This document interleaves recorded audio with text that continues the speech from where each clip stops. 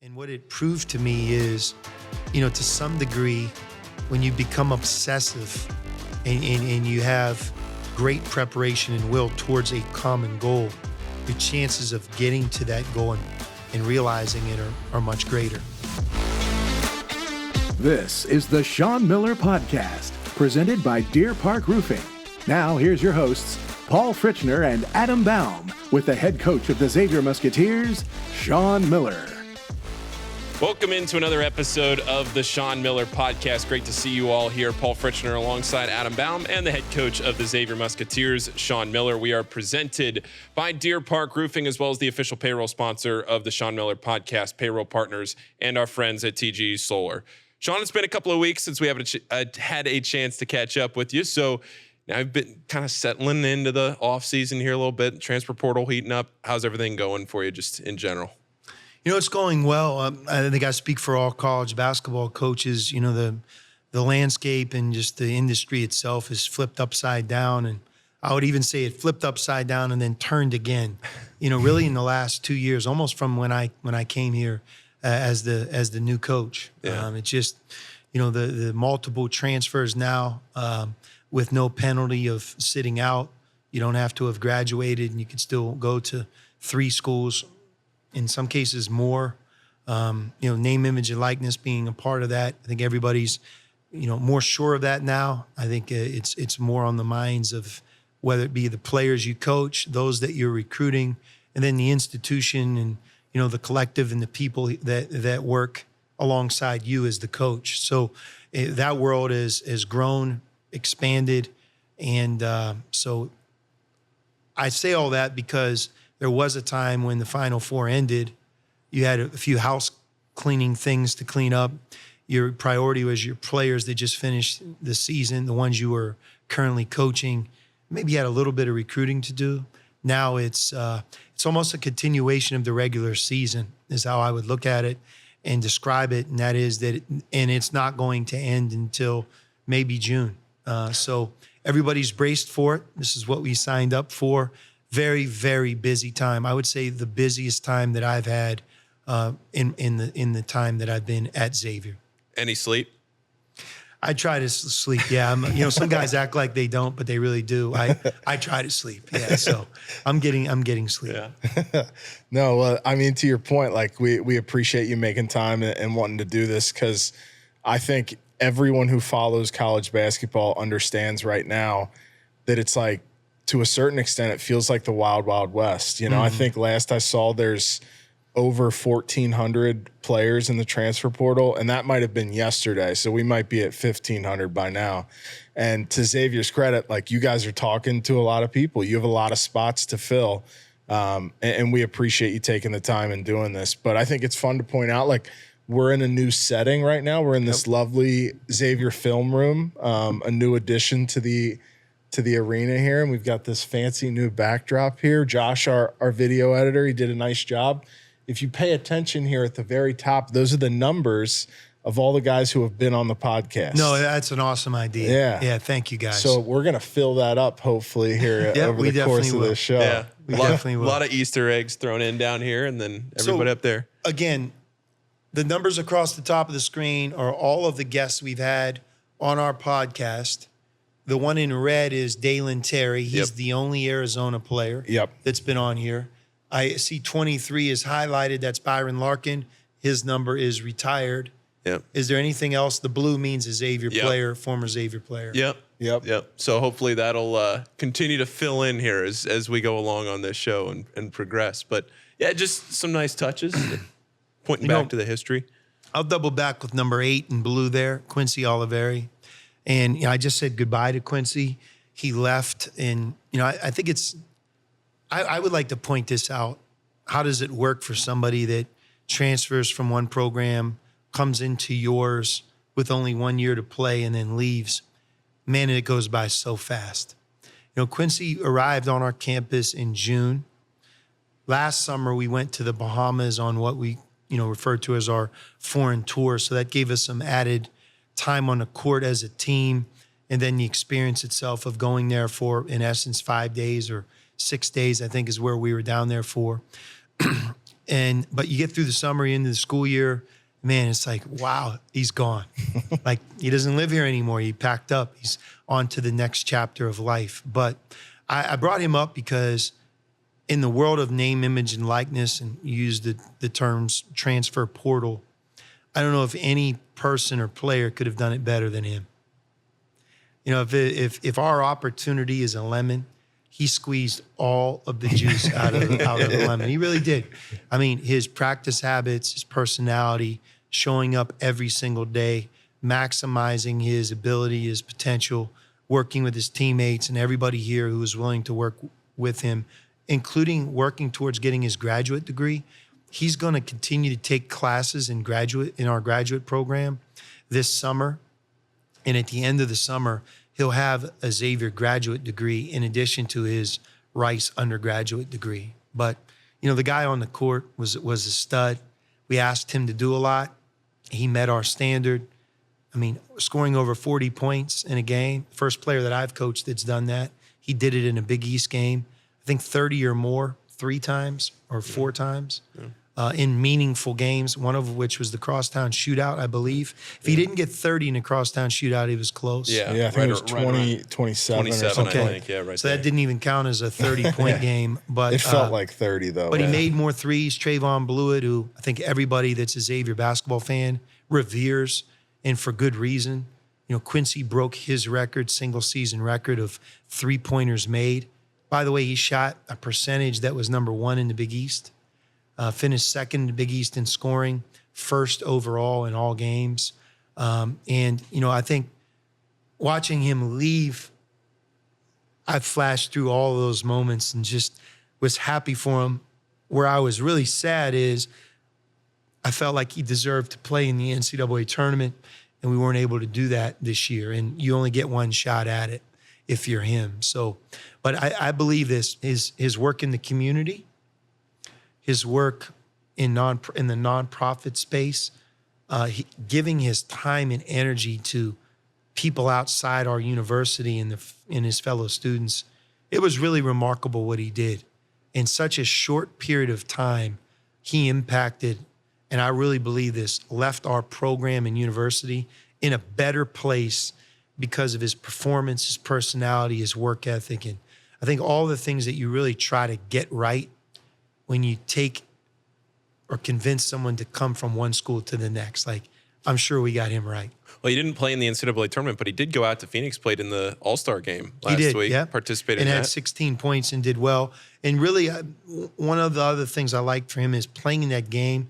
It sets him up. He's in the Portsmouth Invitational, which is a big event for his pro aspirations, both overseas and in the NBA, where, you know, sometimes it's the jitters. It's been a while since you've been out there. And I think doing what he did in Phoenix will serve a good purpose to have him even more ready next week in the what they call the PIT tournament. Yeah, and, you know, selfishly, Quincy was a great friend to me while he was here. He went out of his way to help me with my shot quite a bit. You know, me and Paul were out there.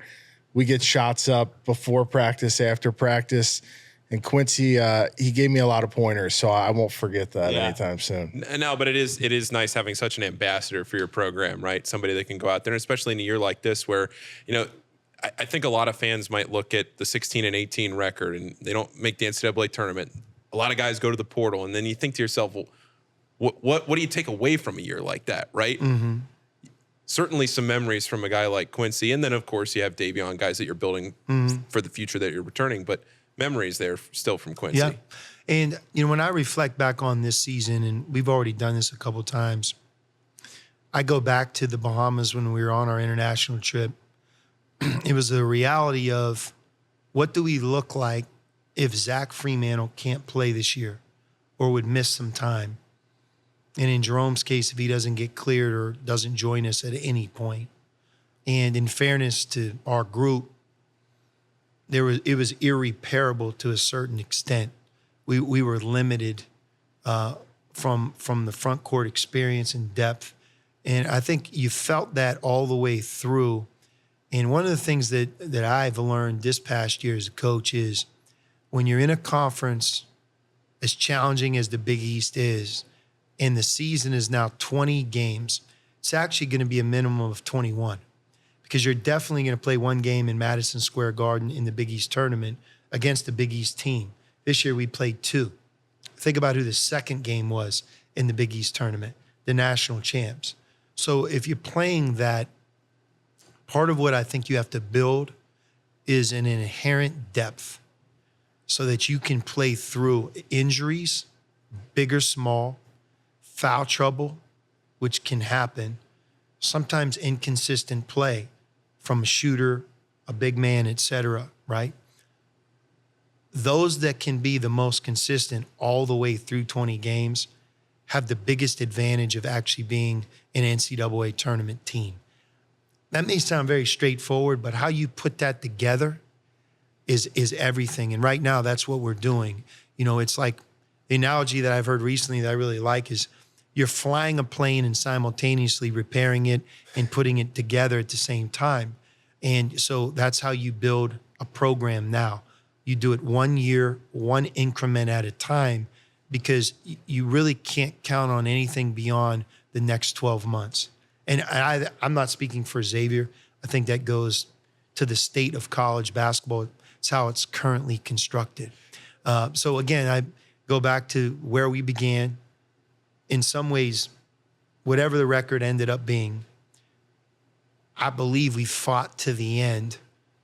But there's no doubt that in and around the second week of February, in our best attempt to keep moving forward and playing our best, I believe the level of play, our best, we weren't able to get to that level we needed to have a couple of those breakthrough games. To some degree, we wore down. You know, talking to Dez after the season, Quincy after the season, and Davion, you think about how many minutes all 3 of those guys played, how consistent they were, how much we asked of all 3 of them, both on offense and defense. Physically, they needed a break. They really did. They needed a break, and I think that tells you everything you need to know.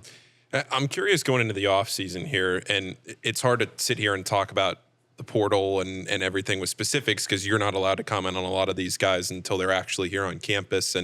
But as far as scheduling goes, so yesterday as we're recording this, we're sitting here on Thursday. Yesterday it was reported, John Rothstein reported that the Big East Big 12 Challenge is not going to happen going forward in the future. And the Senior Associate Commissioner of the Big East for men's basketball, Dan Leibovitz, put out a tweet and said, "We'd love for this to continue. Same with the Gavitt games, which are also not going to continue going forward." I'm curious from your perspective, when putting together a schedule, there's obviously pros and cons to not having control of the game that you're going to be assigned, but also you're guaranteed a very high level game. So losing the Big East Big 12 Challenge, Gavitt games, how does that affect what you guys are doing now going forward with the schedule? Yeah, so number one, I'm thrilled to be a part of the Big East. I played in the Big East. Being here at Xavier in the Big East is awesome. I think it's the best conference in the country, in large part because everybody is so invested and cares so much. I don't think any of us can understate what it feels like to play in Madison Square Garden in 2024, 2023, beyond, and what that conference tournament continues to be and what it's even becoming. I believe it's becoming even bigger if that's possible. So, you know, Dan and Val, who run our league at the top, the presidents of all of our universities, you know, Dr. Hanich, Greg Christopher, I mean, they are amazing. And this league is bigger than all of us.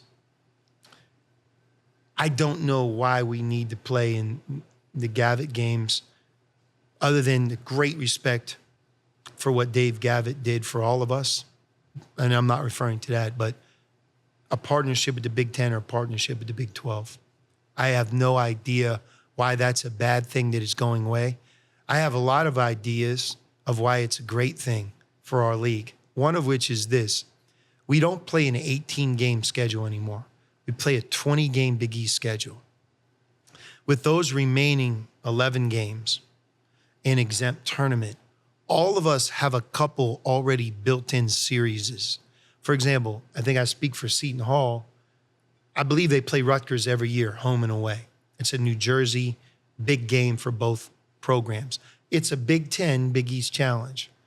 Here at Xavier, it's the Crosstown Shootout. UC's now in the Big 12. So we play a Big 12 team either home or away every year. So I don't have control over 11. I have control over 10. When you go to an exempt tournament, which, again, that's our choice whether we want to or don't want to play. But if you make a choice to play in that, for example, we're going to play in Fort Myers, Florida next Thanksgiving, and we're going to play 2 of these 3, Michigan, Virginia Tech, or South Carolina. 3 formidable programs, right? An ACC, a Big Ten, and an SEC team. 2 of those games are going to also be played away from home. So I already now have 3 built-in games in addition to the 20. So now I'm down to, 7 or 8? Confidence, being able to fill out the Cintas Center and play what I think we want to play 17 home games. Like, I want to build that the way I want to build it. If we have a great team and we feel like we can be a high NCAA tournament team, trust me, we can make that very challenging. But in a year where there's a lot of change and uncertainty, part of us getting wins, building our character, learning through trial and error, gaining confidence so that we enter league play with the most wins we can, man, that's super important too. When you add the Big 12 or the Big 10 challenge, in addition to everything that I gave you, it's taking the decision-making out of my hands, and it's my fate. I know better than anybody who our team does and does not have, who we are and who we aren't. So allow me, with the help of Greg Christopher and our coaching staff, put our program, Xavier, in the best position. And I think what you learn is when teams and programs within our Big East Conference do that, that helps all of us. It really does. This past year, I don't know if anyone's going to give me a trophy for playing at Purdue and playing them tough for a long period of time, or playing Houston at home and really in a hard-fought game we lost. They were both 1 seeds. Our team didn't need either of those games. And quite frankly, we not only hurt ourselves, but we could have brought another win or even 2 to the table, which might have prompted a team like Seton Hall from being on the bubble to in the tournament. So I feel pretty strongly about that. I think I have the math to support that. And I don't really understand why. Now, when the new Big East was formed, UConn wasn't in the Big East, and you're trying to get on television even more. You're trying to build your new brand even more. I wasn't here, so I can't speak to that. I can see, though, why those types of challenges could have been more meaningful then. Right now, our conference stands on its own 2 feet. We have the 2-time national champ as part of it. We have Villanova, who won 2 more. We have teams in our league that are thriving, and coaches. This league playing a 20-game schedule, it's never been better or stronger, I don't think, for a long, long time anyway. So with that, let's adjust and evolve to maybe helping each of us so we can get the most teams in the NCAA tournament. Sure. Any decision we make as a conference, that should be the starting point. And I don't agree with why the Big 12 or Big 10 challenge needs to be a part of that. By the way, my peers, the 10 other coaches, they could disagree with me. That's how I feel. And I have my reasons. And look at the name of the podcast. That's right. On my podcast, I can give you my opinion. For sure. No, but you mentioned UConn, and I read a story. You talked to a friend of the show, John Fanta, and I think the quote that you gave him, he was trying to put into perspective how talented UConn is. And I think you said something along the lines of they're the best team you've ever seen or coached against. And after they won their second national championship, ending a streak of 12 straight NCAA tournament games, winning by more than 13 points, a lot of the reaction from national media was like, this will never happen again. And for a lot of the reasons that you talked about earlier, mainly the transfer portal, roster turnover from year to year, name, image, and likeness stuff. And I'm just curious, like, do you think that the days of kind of these college basketball dynasties might be behind us, or can teams actually survive year over year and be at the top of the sport for extended periods of time? I mean, Adam, I think UConn's goal will clearly be to three-peat. I mean, based on the number of players that potentially could come back and how that they can get into the transfer portal if they choose so, or bring in a high school player to add to what they've already done. I think they have a good recruiting class already. I mean, they will be probably preseason 1, 2, 3. I don't know. But Caravan, you look at him and Samson Johnson, and I'm not Danny Hurley. I'm not or on their staff, so I'm just speaking on the Sean Miller podcast. I don't know who's coming back, but I think if they can get a group back, sure that will be their goal. And who can say that they couldn't do it 3 times in a row based on what they've done the last 2 years? And so I wouldn't disagree. I would disagree that dynasty or somebody else can't do that again, because you can fix your problems easier than ever before. That's the other way I think of looking at kind of the new state of college basketball. But to give UConn credit, me as a coach, head coach, 19 years, never have coached a team that is better overall than them. Going to my assistant coaching days where I was at NC State for 5 years, Carolina and Duke were both there. Dean Smith was the coach at Carolina, and then Bill Guthridge took over. Coach K was really in his prime, had some amazing teams. A couple of the teams that Coach K had reminded me of the feeling that you had playing against them when you played UConn this year. And I also would say, and I told Dan this, just my opinion again, but I thought UConn was better this year than they were last year. We weren't as good, obviously, but we beat them twice a year earlier. I just believe that our team 2 years ago, if we would have played this year's UConn team, I don't know if the results would have followed. They just were equally good or great on both offense and defense, and they were equally great on offense, both in transition and in the half court. And they could sub seamlessly from the bench with zero drop off. And it's just their experience together, their confidence. They were a machine. They are a machine. And look, you have to tip your cap when you see something great like that. And that's what I see in UConn. I see greatness, and we're all chasing them. It's interesting hearing you talk about reloading, and you spent so long starting the show talking about the transfer portal and what this landscape of the sport has become and all this turnover.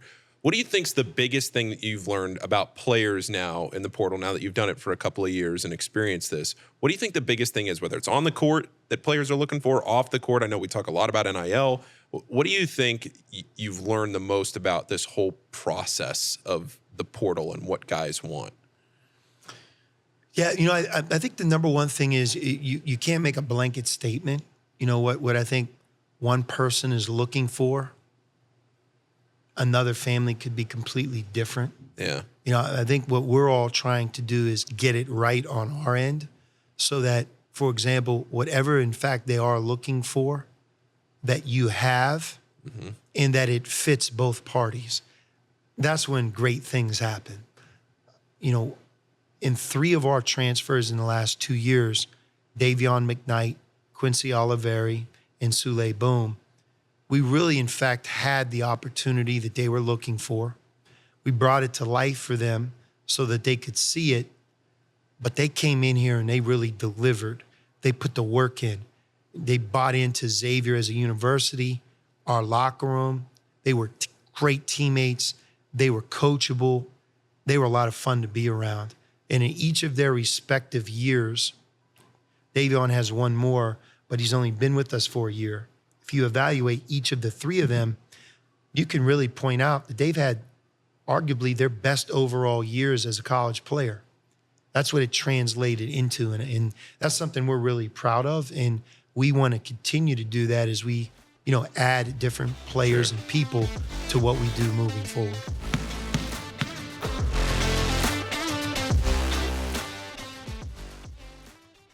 The Sean Miller Podcast is proud to partner with Deer Park Roofing, a company that's provided elite service for homes and businesses since 1996 and leads the industry in professionalism, quality, and responsiveness. Whether your needs are residential or commercial, like the outstanding work on the Cintas Center, the home of Xavier basketball, Deer Park can handle any job and ensure it's done right. Deer Park's motto is protect what's important, and what's important to you is important to Deer Park Roofing. Visit deerparkroofing.com.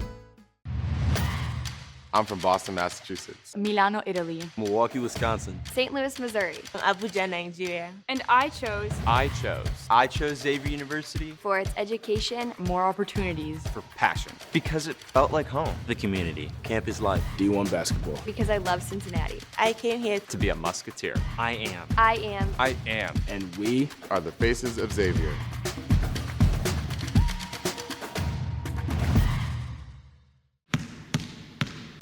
Welcome back here to the Sean Miller Podcast. Coach spending a few more minutes with us, much appreciated. I do want to pivot a little bit, though. I remember the very first time we sat down to record an episode, sort of off air, in between takes, you asked Paul and I, you said something basically to the effect of like, what was your favorite thing about last season, about being around the team and watching the season? And I remember my answer then, and you didn't ask us this question this year, but I have a great answer for you. As we've pointed out on this show, a lot of times we come to practices, and this happened to be a weekend practice. It was a Saturday afternoon practice. And at the end of practice, the guys get in a huddle. They all stretch. When they're done stretching, you walk out on the floor and you talk to them for a little bit. And this was a talk you gave them that I will never forget. And I'm going to let you tell it on this episode. But it was one of these things where it was like, when you got done talking, I was like, man, I have never doubted for a second that you're where you're supposed to be, doing what you're supposed to be doing. So I know that's a lot of buildup, but can you tell us about the Goldfish you had when you were in college? Yeah. So, yeah, the Goldfish. I'm not sure why. Was I telling the team that this year? Oh, yeah. Okay. Yeah. So I think it was, well, I know exactly when it was. Going into my freshman year at Pitt, I was given a great opportunity to play a lot. And it was unique in that it was kind of like how Sule Boom came in as a missing piece to a team that other than him had been together before. That's how I would describe what I walked into as an incoming freshman point guard. We had Demetrius Gore, who would have been a senior, Jerome Lane, who would have been a junior, Charles Smith, who came back for a senior year. Those are 3 NBA players. Demetrius has passed away, believe it or not. Jerome, he broke the backboard on great rebounders in the history of college basketball, played in the NBA for a long time. That year, he was the 18th pick in the draft. Charles was the 3rd pick in the draft and had a long NBA career. I set all that up because I also came in as part of the #1 recruiting class in the country. Calipari was one of the assistants. He recruited most of us to Pitt, so that's the context. We came in very highly ranked, top 10 in the country. And me as a freshman, there was a lot asked of me to be able to play alongside those guys. And almost the way I looked at it is don't screw it up, So one of our early games is we were playing at Oklahoma. Billy Tubbs was the coach. And that's when there weren't nearly as many games on television, not nearly as many channels. ESPN was just entering its prime. But CBS on Saturday or Sunday, that was like the network, the game you wanted to be on. They have a version of it now, but it gets flooded because there's so many other choices, right? Back then, I feel like everybody watched that CBS game. So it was Pitt at Oklahoma. They had Stacey King, and they had a backcourt of Mookie Blaylock and Ricky Grace. One of the Grant brothers was with Stacey King. Billy Tubbs was the coach. They were really good. We were really good. And at the time, one of these guys I named, Mookie Blaylock, had just come from a junior college. And he was a really highly touted junior college player, but not everybody knew him. Again, it's December. It's his first year, but he's a junior. It's my first year. I'm a freshman. if you remember how Oklahoma would have played, they pressed the entire game. And I've never had that feeling as a player since or before that in my lifetime of how up against it I was to be able to bring the ball up the court. I mean, I felt like I was in junior high and everybody in the game was in college. And I've never played against a one-on-one defender or anybody who could steal the ball like Mookie Blaylock. You guys can look this up. But still today, if he's not the all-time steal leader in the 2 years that he played, I guarantee he's right there. And I think he broke the all-time record in that season or the next season. By the way, he played in the NBA maybe for 12, 13, 14 years too. So he was really, really good. But we lost, and I'm going to take full responsibility because of me. And not only because I couldn't make a shot, but I was in over my head. It was just bad. To the point where I had this mustache because I was trying to look older. And I actually shaved the mustache when I got back to Pittsburgh because I was like, I'm not faking anybody out and I need a restart here. So then the season ended. I did some good moments. I ended up being the Big East Freshman of the Year. At the time, it was quite an honor. I will tell you in large part because every coach, like these coaches in the Big East, they're all in the Hall of Fame. Coach Carnesecca, Coach Massimino, PJ Carlissimo, Coach Calhoun, they will all tell you that if they were coaching against Pitt in that year, they had one emphasis: let Miller beat you. Deal with all the other guys, right? So anyway, so that season ended well. But the problem was we had to play Oklahoma the next year. Again, the game was on CBS. It was at home. And we had a good group of younger players. But those three that I mentioned, Jerome Lane, Charles Smith, and Demetrius Gore, they all left. They all went to the NBA or graduated. So to show you how I was or am wired, I had such stress about how it felt to play against Mookie Blaylock that I was looking for any edge to have a great summer, in large part so that when that game came to us in December, that I could pass the test and never have that sick feeling again. So my wife can be my witness because we were together at that point. I bought this goldfish at some point in the summer, and I named the goldfish Mookie. And I fed the goldfish every day. I put the goldfish right above my bed in my dorm room, and I looked at him every day. And I can't remember how long he lived, but obviously goldfish don't have a long life. Eventually he dies. I can remember actually getting his second one and naming him Mookie 2. But I had this goldfish almost all the way until we played Oklahoma. And I worked at it. I mean, I'm talking about like every day. I had some form of do something to be ready for this experience.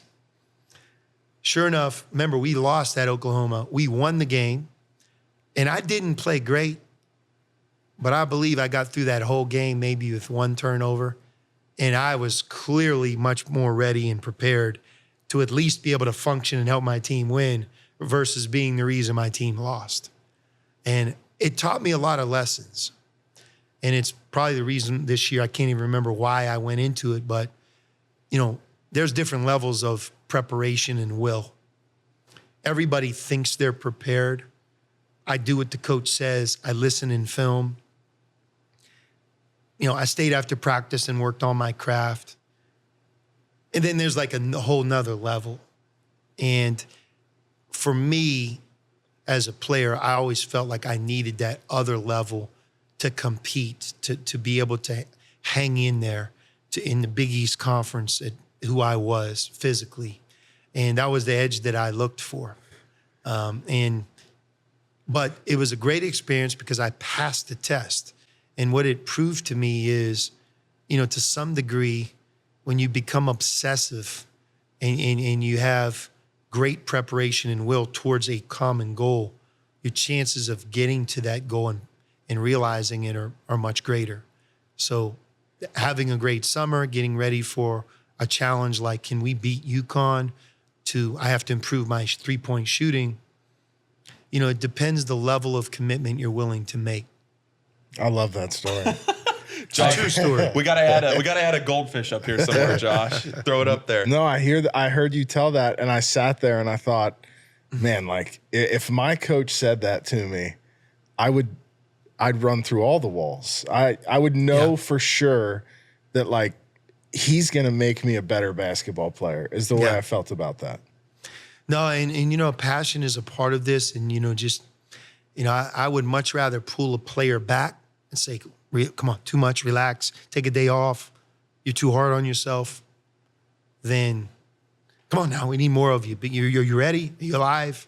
And I think that when we've had our best teams here at Xavier, whether it was the first time that I was here or, year one and year two of kind of the new beginning here, they were filled with guys on a team that had a chip on their shoulder, that had a cause above and beyond just the next game. BJ Raymond he's a great example. He was always out to prove to the world that he was better than he was given credit for. And there's just so many examples. David West, I think, is the ultimate example that he always had a chip on his shoulder because he felt like he was overlooked in high school when he was younger by coaches or programs that he should have been recruited by and wasn't. And he was out to prove to the world in a really good way that, look, I'm better than you gave me credit for. It was a deeper meaning this game had for him and played itself out for him. That'll do it for today's episode of the Sean Miller Podcast. For all of you listening and watching, just so you all know, of course, this is transfer portal season. This is the height of the transfer portal. So you may not hear from Sean for the next week or two as things settle down. The calendar gets real busy with everything going on. So just bear with us with the schedule for the next week, 2 weeks, 3 weeks as we get into the offseason and get settled. But we've had a lot of questions, Adam, about what the offseason looks like and what the content calendar is going to look like from the Sean Miller Podcast for the next few months. And I think you and I are both really excited about what this podcast allows us to do in the offseason, not just around Xavier basketball, but highlighting Sean as a coach, as a person, as a former player, the relationships that he has built over the years with other coaches, guys that he's played with, broadcasters, whoever it might be, that we're excited to bring on, especially because once the portal dies down, it'll be a lot easier to schedule without the season going on some of those guests. Yeah. I mean, you think about what we did during the season when a lot of times we were handcuffed by, okay, they have practice today and tomorrow, then they have a game. And a lot of the guests that we got were JP McCura coming back for his Hall of Fame induction. Yep. Justin Dolman coming down to watch a Xavier game and being kind enough to record after that game. BJ Raymond on the coaching staff, Chris Mack back in town to visit his family for Christmas. The guests that we were able to get during the season were very much a matter of circumstance.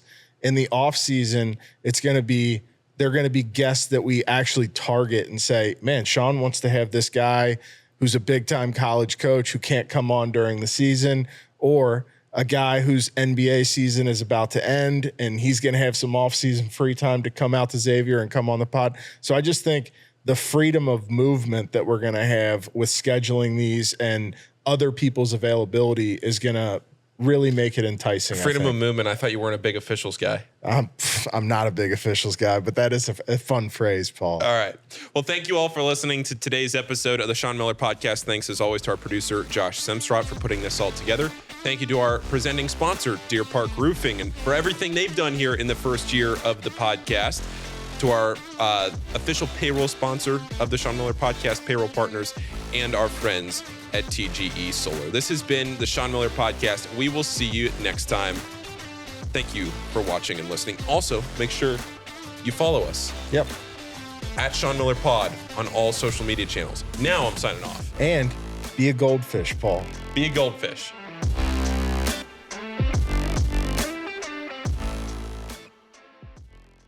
The Sean Miller Podcast is proud to partner with Payroll Partners, where you're not just a number. That means providing a best-in-class HR and payroll experience that was built on award-winning technology and live support customer service with a dedicated payroll specialist who's just a phone call away.